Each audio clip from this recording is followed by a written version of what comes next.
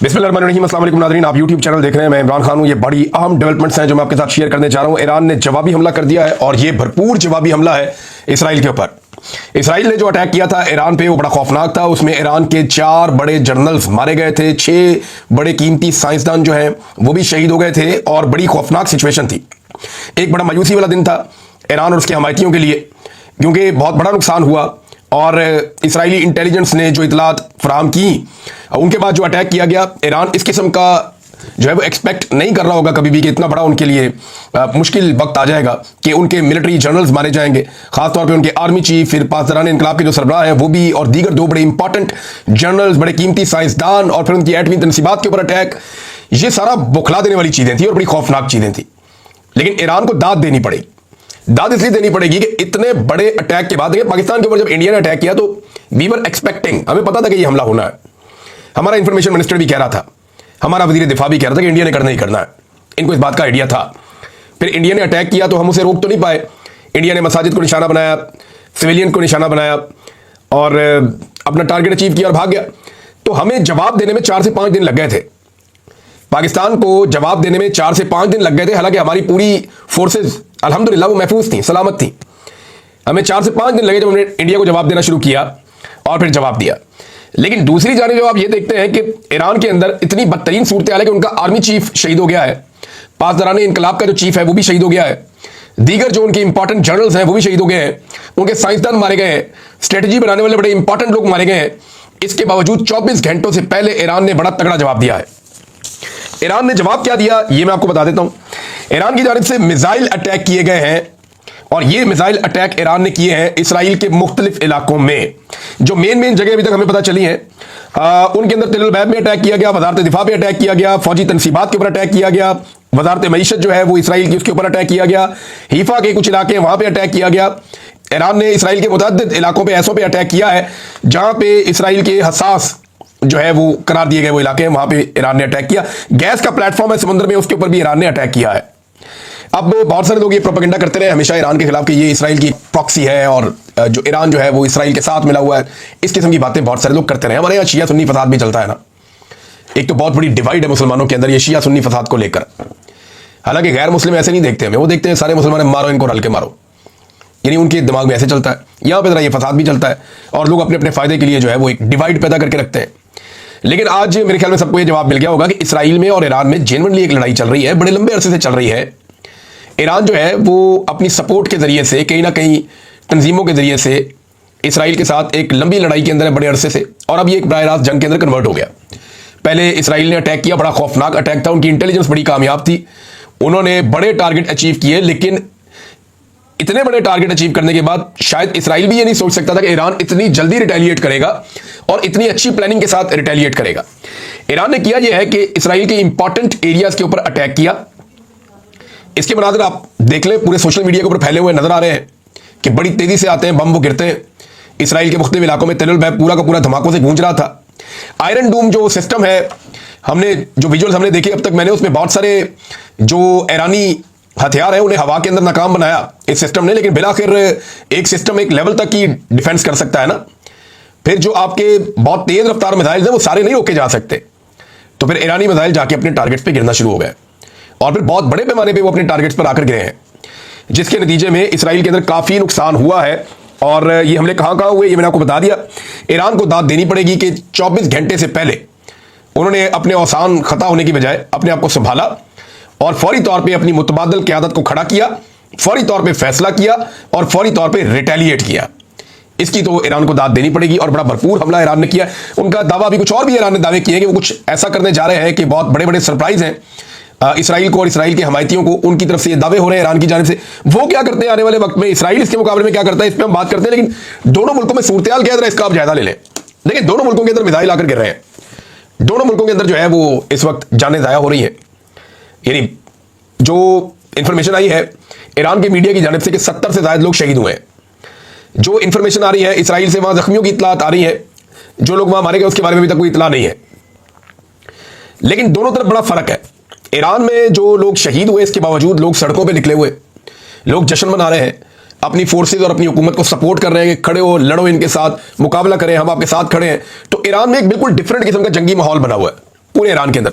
मसाजिद के ऊपर उन्होंने सुर्ख झंडे लगा दिए हैं, हर तरफ जो है वो दुआएं की जा रही हैं, हर तरफ जो है वो उनके जंगी नगमे चल रहे हैं। तो पूरी एक जंग की फिजा ईरान के अंदर बनी हुई है। इसराइल के अंदर जब आप मनाजिर देखते हैं वो इससे बिल्कुल मुख्तलिफ है, और वो मनाजिर हम देख भी रहे हैं। सबसे पहले हमने ये देखा कि एक जगह पे गैदरिंग थी इसराइलियों की बहुत बड़ी, जैसे ही ईरान ने अटैक किया तो फिर भगदड़ मच गई। वो मनाजिर सोशल मीडिया के ऊपर मैं देख रहा था, और लोग ये क्लेम कर रहे हैं कि ये जो मनाजिर हैं ये उस वक्त के हैं जब ईरान ने इसराइल के ऊपर अटैक किया। ये उस वक्त के मनाजिर है कि लोगों में भगदड़ मची है, लोगों ने एक दूसरे को भी नहीं देखा, लोग एक दूसरे के ऊपर चढ़ के भागते हुए निकले कि हम किसी तरह अपनी बैरक्स के अंदर घुस जाएं। ये जेर जमीन बंकर बने हुए हैं इसराइल के अंदर। इसराइल ने अपने तमाम इंपॉर्टेंट शहरों के अंदर जेर जमीन बंकर्स बनाए हुए हैं, और ये बड़े लंबे अरसे से इसके ऊपर काम कर रहे हैं।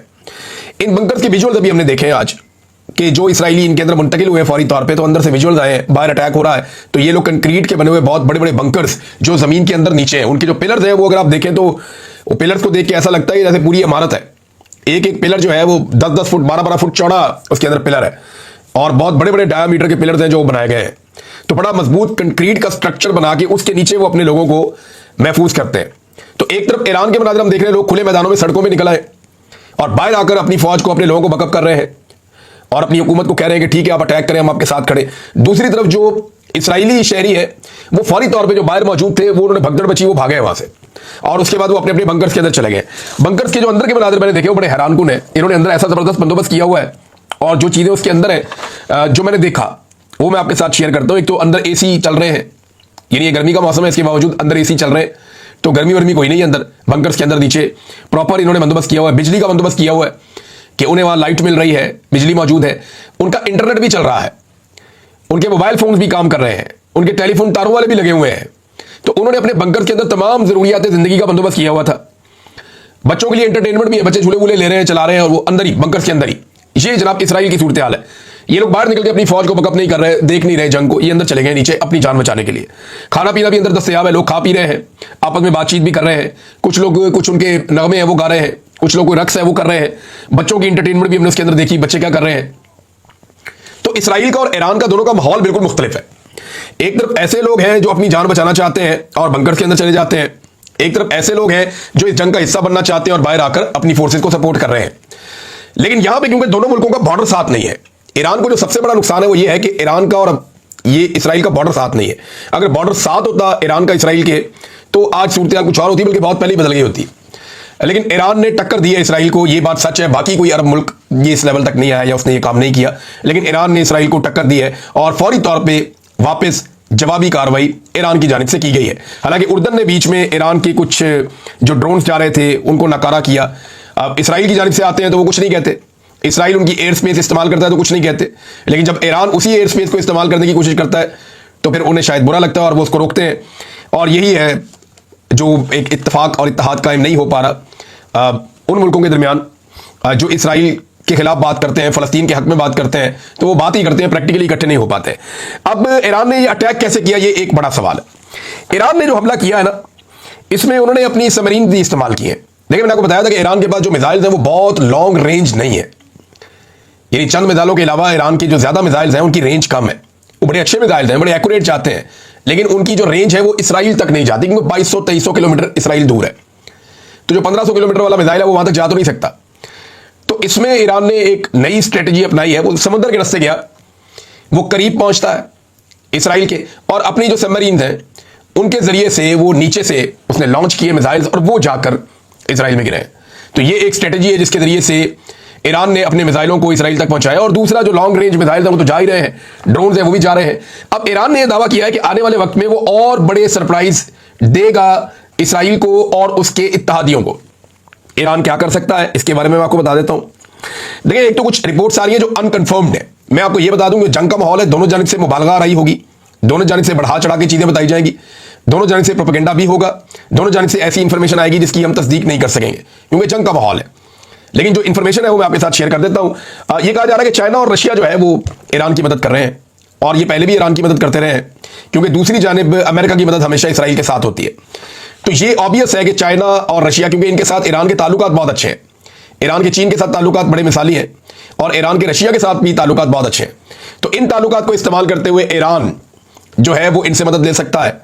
और कुछ इतलात ऐसी भी आ रही हैं कि कुछ मिसाइल्स ऐसी ईरान को फराहम की गई हैं, जो आने वाले वक्त में एक बड़ा सरप्राइज बन सकती हैं इसराइल के लिए या इसराइल के इत्तेहादियों के लिए। सोशल मीडिया में सारे पाकिस्तानी ईरान के साथ खड़े, बड़ी ताकत के साथ खड़े। चंद लोगों को छोड़कर, कोई पागल ज़हनियत भी होती है लोगों की, कोई बेवकूफ़ लोग भी होते हैं, वो अजीबोगरीब किस्म की बातें भी करते हैं। लेकिन देखें, एक ब्रादर इस्लामी मुल्क है, जब उनके लोगों के ऊपर मुश्किल वक्त आएगा तो नॉर्मल लोग जो है वो उस मुल्क के साथ ही खड़े हो जाएंगे। ये ऑब्वियस है। तो पाकिस्तान के लोग जो हैं उन्होंने ईरान के साथ खड़े होना था, ये ऑब्वियस चीज़ थी, क्योंकि जब इंडिया और पाकिस्तान की लड़ाई होती है तो इसराइल जाके हमेशा इंडिया के साथ खड़ा हो जाता है, उनको सपोर्ट करता है। अभी नरेंद्र मोदी ने एक ट्वीट भी किया आज कि नेतन्याहू के साथ उनकी बात भी हुई है, तो ये ऑब्वियस था कि वो बात करेंगे आपस में। लेकिन नरेंद्र मोदी ने आगे कहा जी मैं चाहता हूं कि खित्ते के अंदर अमन हो जाए, तो वो गोल बोल बात की है। लेकिन हम ये जानते हैं कि पाकिस्तान के खिलाफ इसराइल हमेशा इंडिया को सपोर्ट करता है और इंडियन सपोर्ट इसराइल के साथ रहती है, जो भी कार्रवाई इसराइल करता है उसमें। अब इंडिया को उन्होंने अगर कॉल किया है तो वो कोई ना कोई सपोर्ट तो हासिल करेंगे। इसमें एक दो चीजें और बड़ी इंपॉर्टेंट है। पाकिस्तान बीच में आ गया है क्योंकि नेतन्याहू के कुछ स्टेटमेंट्स इस वक्त सोशल मीडिया पे बड़ी तेजी से गर्दिश कर रहे हैं। वो स्टेटमेंट्स मैं आपके सामने रखता हूं, लेकिन एक खबर और है, और ये बहुत बड़ी खबर है। ये खबर ये है कि F-35 ये अब तक का सबसे बेहतरीन तैयारों में से एक है अमेरिका का। अमेरिकन फ्लीट में बहुत बड़ी तादाद में तैयारे। F-16 के बाद जो तैयारा बहुत मकबूल हुआ अमेरिका का वो F-35 है, और ये F-16 से बहुत बेहतर है। 5th जनरेशन तैयारा है। इसके मुकाबले में चाइना कुछ तैयारे बना रहा है, इसके मुकाबले में तुर्की भी तैयारे तैयार कर रहा है। पाकिस्तान ने कुछ तैयारे दुनिया से खरीदने का फैसला भी किया है। रशिया भी इसका मुकाबला करने की कोशिश कर रहा है, लेकिन अभी जो दस्तयाब तैयारे हैं उनमें जो सबसे मकबूल तैयारा दुनिया में है वो F-35 है। ये अभी तक गिरा नहीं है, जैसा कि राफेल कभी नहीं गिरा था। राफेल तैयारा कभी नहीं गिरा था, पाकिस्तान ने पहली मरतबा राफेल तैयारे को गिराया था, और ये पाकिस्तानी पायलट्स को या पाकिस्तानी एयरफोर्स को इसका सहरा उनके सर जाता है।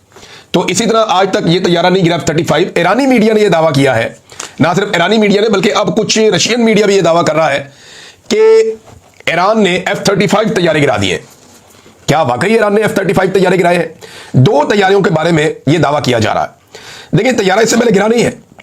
सिर्फ 4 हफ्ते पहले एक खबर आई थी, और वो ये खबर आई थी कि यमन के अंदर जो हौसी हैं, जिन्हें वो बागी कहते हैं, वो लोग हौसी बागियों ने 7 ड्रोन्स गिरा दिए थे अमेरिका के, जो MQ-9 रीपर ड्रोन्स हैं, और ये $30 मिलियन एक ड्रोन की कीमत थी। और साथ ही ये भी लिखा था न्यूयॉर्क टाइम्स ने, मैं आपको कहीं और से नहीं बता रहा, ये न्यूयॉर्क टाइम्स की मैं आपको रिपोर्ट बता रहा हूं।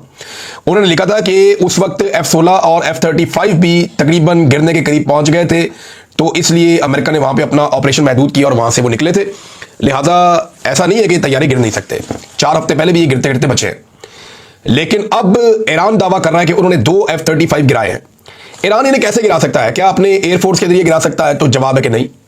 ईरान के पास जो एयरफोर्स है उसके तैयारे बहुत पुराने हैं और उनके पुर्जे भी अवेलेबल नहीं है। ईरान के ऊपर पाबंदियां लगी हुई हैं, वो पुर्जे भी खुद ही तैयार करता है। बड़ी मुश्किल से उनकी एयरफोर्स जो है वो गुजारे वाला काम करती है। लिहाजा ईरान अपने तैयारों के जरिए तो नहीं गिरा सकता F-35 को। तो जो उनका एयर डिफेंस सिस्टम है उसके जरिए से दावा किया गया है कि जो एयर डिफेंस का जो मिसाइल सिस्टम है उससे 2 F-35 तैयारी गिराए गए। ये दावा ईरान ने भी किया है, ये दावा रशिया ने भी किया है। और अगर ये दावा सच्चा है, और ये F-35 तैयारे कोई अमेरिकन पायलट नहीं उड़ा रहे थे, ये F-35 तैयारे अमेरिका बेचता भी है, और कुछ मुल्कों को उन्होंने बेचे हैं, जैसे कि UAE के पास भी है, ये इसराइल के पास भी है, गालिबन ये सऊदी अरब के पास भी है। तो इन तैयारों को गिराया है, 2 तैयारों को ईरान ने, और अगर उन्होंने गिराया तो ईरान ये दुनिया का पहला मुल्क बन जाएगा जिन्होंने F-35 तैयारे को गिराया है। पाकिस्तान दुनिया का वो पहला मुल्क है जिसने राफेल तैयारे को गिराया है। और रशियन मीडिया भी ये दावा कर रहा है, ईरानी मीडिया भी ये दावा कर रहा है। तो हम इसके बारे में अभी कंफर्मेशन नहीं दे सकते, क्योंकि तैयारी गिरने का मामला है, छुपना तो है नहीं।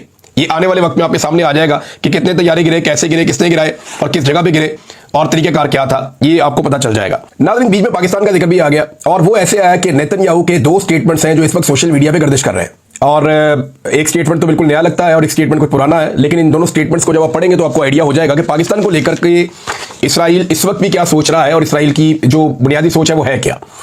देखिए, एक तो नेतन्याहू ने यह कहा इंटरव्यू देते हुए कि माजी में पाकिस्तान को एटमी ताकत बनने देना हमारी बहुत बड़ी गलती थी। हम पाकिस्तान को रोक सकते थे, हमारे पास ये अपॉर्चुनिटी या सुनहरी मौका हमारे पास ये था कि पाकिस्तान को एटमी कुव्वत बनने से हम रोक देते, लेकिन हमने ऐसा नहीं किया, हमसे गलती हो गई, और अब हम ये गलती ईरान की दफा नहीं दोहराएंगे। ईरान को हम एटमी कुव्वत बनने से रोकेंगे। अब ये इजराइल क्यों कह रहा है, इसको जरा समझिए। 98 में आप वापस चले जाना, तो पाकिस्तान जब एटमी कुव्वत बन रहा था तो उस वक्त ये खतरात वाकई में मौजूद थे कि पाकिस्तान पे अटैक हो सकता है और इंडिया और इसराइल की जानिब से पाकिस्तान पे हमला हो सकता है, और फिर पीछे सपोर्ट वही सारी होगी जो रोकना चाह रहे थे। अमेरिकन सपोर्ट तो ऑब्वियस है कि वो मिलेगी। तो इसमें पाकिस्तान को उस वक्त नहीं रोका, ये वो कहते हैं जी हमारी एक बहुत बड़ी गलती है कि हमने पाकिस्तान को नहीं रोका और पाकिस्तान एटमी कुव्वत बन गया।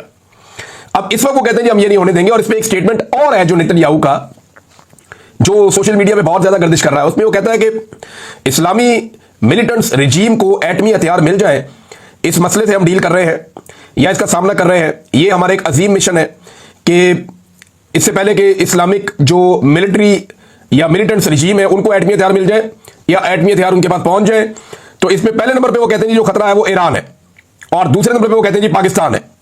क्योंकि अगर इन बुनियाद परस्त हुकूमतों के पास एटमी हथियार हुए, ये पाकिस्तान और ईरान की हुकूमतों को बुनियाद परस्त हुकूमतें कह रहे हैं, अगर इनके पास एटमी हथियार हुए तो ये ममालिक उन रूल्स या कवानीन को फॉलो नहीं करेंगे जिन्हें 7 दहाइयों से दुनिया फॉलो करती चली आ रही है। अब देखें ना, एटमी कुव्वत तो अमेरिका भी है, चीन भी है, रशिया भी है और ममालिक भी हैं, बहुत सारे यूरोप में भी है, कोरिया के पास भी है। उनके बारे में ऐसी बात नहीं करते। लेकिन पाकिस्तान के बारे में, ईरान के बारे में इनका ये कहना है कि ये वो ममालिक हैं जो रेडिकल, उनको रेडिकल कहते हैं, बुनियाद परस्त ये हुकूमतें, और ये जनाब दुनिया में बदअमनी का बायस बन जाएंगे, वो ये क्लेम करते हैं। हालांकि पाकिस्तान ने अमन के लिए दुनिया में हर जगह काम किया है। जहां अमन की बात है पाकिस्तान ने अपना रोल प्ले किया, चाहे वो अक़वाम मुत्तहिदा है, चाहे वो आलमी फोर्सेज है, चाहे अक़वाम मुत्तहिदा के मिशन है, हर जगह में पाकिस्तान ने एक जिम्मेदार रियासत होने का सबूत दिया है। लेकिन ईरान के बाद वो पाकिस्तान के ऊपर भी या पाकिस्तान की एटमी सलाहियत के ऊपर भी नजर रख के बैठेंगे, ये इस स्टेटमेंट से बड़ा वादे हो जाता है। यानी स्टेटमेंट ये बता रही है नेतन्याहू की कि वो एक तरफ तो ये देख रहे हैं ना इजरायली कि ईरान को टैकल करना है, उनकी एटमी सलाहियत को खत्म करना है, वो कर पाएंगे या नहीं, क्योंकि ईरान ने बड़ा तगड़ा जवाब दे दिया है। अब तो सिचुएशन एक वॉर की तरफ चली गई है। देखना यह है कि जो वो करना चाहते थे क्या वो कर पाएंगे या ईरान को रोक पाएंगे। हाँ, उन्होंने कुछ उनके साइंटिस्ट शहीद कर दिए हैं, वो बड़े जर्नैल मार दिए हैं, लेकिन 24 घंटे में ईरान का वापस जवाब देना यह बताता है कि इससे ईरान को उसके मिशन से शायद रोका नहीं जा सका। लेकिन जब भी ईरान के साथ वो डीलिंग करेंगे तो फिर पाकिस्तान के साथ डीलिंग करेंगे, ये ऐसा लगता है, क्योंकि फिर एक ही खतरा उनके लिए रह जाएगा बकौल उनके, जिसको वो समझते हैं कि वो पाकिस्तान है। तो अब पाकिस्तान को तो इसको एक धमकी के तौर पे लेना चाहिए, इसके ऊपर हमें रिस्पॉन्ड करना चाहिए। पाकिस्तानी गवर्नमेंट बताए जनाब कि वो क्या सोचती है इसराइल के बारे में। अपना स्टेटमेंट तो देते रहते हैं, लेकिन प्रैक्टिकली अगर ये आमना सामना हो जाता है पाकिस्तान का और इसराइल का, तो उस वक्त इसराइल को अंदाजा होगा कि पाकिस्तान क्या बला है। पाकिस्तान जो है वो बहुत सारी चीजों में वहां तक पहुंच गया है जहां तक इसराइल सोच भी नहीं सकता, और पाकिस्तान की दिफाई सलाहियत जो है वो बहुत मजबूत है, ईरान के मुकाबले में तो बहुत मजबूत है। लेकिन ईरान ने बड़ी जुर्रत का सबूत दिया, ये बात हमें सबको माननी पड़ेगी। एक और चीज मैं आपके सामने रखता हूं नाज़रीन, पाकिस्तान की इंटेलिजेंस एजेंसी इस वक्त क्या कर रही है, उन्हें मुसीबत पड़ी हुई है। वजह यह कि आसिम मुनीर साहब अमेरिका के दौरे पे जा रहे हैं, वहां पे जो ओवरसीज पाकिस्तानी है वो उनके खिलाफ एहतजाज करने आ रहे हैं। और यहां एजेंसियां जो है वो, मुझे बहुत सारे ओवरसीज पाकिस्तानियों ने बताया जनाब हमारे घर वालों को हरासा किया जा रहा है पाकिस्तान में, उनको दबाव डाला जा रहा है, हमें पैगाम भिजवाए जा रहे हैं कि खबरदार अगर आसिम मुनीर साहब के खिलाफ आपने एहतजाज किया तो मैंने उनसे पूछा, मैंने कहा मकसद, उन्होंने कहा मकसद ये है कि पाकिस्तान में मिलिट्री एस्टेब्लिशमेंट या आसिम मुनीर साहब ही रिस्पॉन्सिबल है उनके बकौल कि ये सारा कुछ किया उन्होंने, ये मैंडेट चोरी हुआ है, जो अदलिया का हाल है, जो मीडिया का हाल है, जो पाकिस्तान की मईशत का हाल है, जो पाकिस्तान के अंदर चोरी की हुकूमत बैठी हुई है, जो पाकिस्तान के इख्तिदार पे कब्जा हो गया है, ये सारा कुछ पाकिस्तान की मिलिट्री एस्टेब्लिशमेंट ने किया। और इसके खिलाफ हम एहतजाज करना चाह रहे हैं और हम अपना एहतजाज करने में हक बजानिब है, क्योंकि हमारा मैंडेट चोरी हुआ है तो हमारा एहतजाज करना बनता है, और हमारे साथ जुल्म जबर और फस्तायत हो रही है, इंसानी हकूक की पामालियां हो रही हैं तो हमारा एहतजाज करना बनता है। और अब जबरदस्ती ताकत के बलबूते पर इस एहतजाज को रोकने की कोशिश की जा रही है कि जिसका जो रिश्तेदार पाकिस्तान में रहता है उसे तंग किया जाए। अब अगर तो यह एहतजाज कामयाब होता है और एक बड़ा एहतजाज होता है तो याद रखिएगा इसके असरात आएंगे आसिम मुनीर साहब की जॉब के ऊपर भी, और उनका इस वक्त जो एक स्टेचर है उसके ऊपर भी इसके असरात आएंगे। लेकिन अगर यह एहतजाज कामयाब नहीं होता तो इसका उन्हें फायदा भी होगा। तो इसलिए पूरी कोशिश की जा रही है, चाहे वहां पे एम्बेसी है, पॉलिटिकल क़यादत है, बाकी लोग हैं, या इसके अंदर इन्वॉल्व है पाकिस्तान की इंटेलिजेंस एजेंसी, सब मिलकर कोशिश कर रहे हैं कि किसी तरह इस एहतजाज को नाकाम बनाया जाए। लेकिन अभी तक तो ओवरसीज पाकिस्तानी दावा करते हैं कि हम बड़ी तादाद में आएंगे। तो देख लेते हैं जनाब आज का दिन एहतजाज का है, वहां पे क्या होता है मैं आपको रिपोर्ट करूंगा। अब तक इतनी अपना ख्याल रखिएगा, अपने चैनल का भी अल्लाह हाफ़िज़।